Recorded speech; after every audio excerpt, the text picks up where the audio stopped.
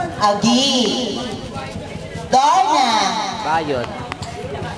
Mga kaibigan, masakit po.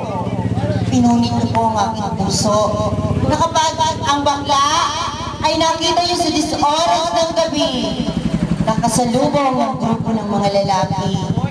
Ang sasabihin nila, wow, pare, sexy, no less. Ang bakla naman, hinilig. Hi boys, are you there? Ay, pare, chiksilo? Kuya, anong chiksilo? Eh di, Babae, may itlog. masakit po. It hurts. Mga kaibigan, hindi po dapat kami tinawa na isang babae may itlog. Kapag kami din po ay nilikha ng ating Panginoong may kapal. Kapag ang bakla ay nakakita ng mga nagiinom ang mga lalaki. Kapag ang bakla ay hindi kagandahan, Si Roda yan. medyo masilan at hindi flawless. Ang sasabihin nila, Wow, pare, anak ni Bangkeka.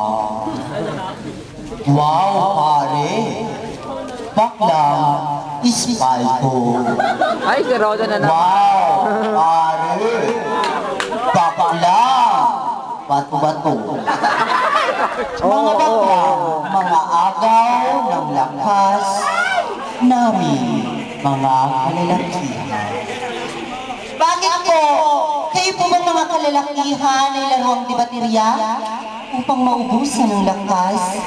Hindi po ba't kayo mga kalalakihan ang mga aagaw ng cash namin mga bading? Mga kaibigan, masakit po.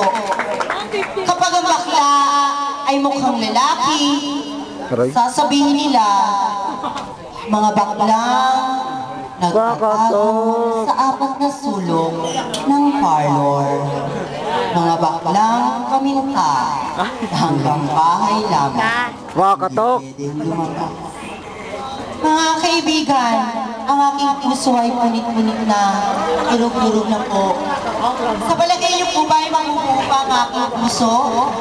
Mga kaibigan, sa palagay niyo po ba ay karapat-dapat din kaming tawaging anak ng ating Panginoong may kapal? Come on, gising pa po ba kayo? Mga kaibigan, karapat-dapat po ba na kami tawaging anak ng ating Panginoong may kapal? Oo naman. Mga kaibigan, maraming salamat po sa inyong pag-ayon sapagkat ang aking puso ay unti ninyo inubuo. Opo mga kaibigan, maraming salamat po sa pag-intindi sa aming kasarian. Ang message ko po ngayong gabi, homosexual living in a normal way. So people, accept the fact that we homosexuals are also a sign of our gold card. Thank you.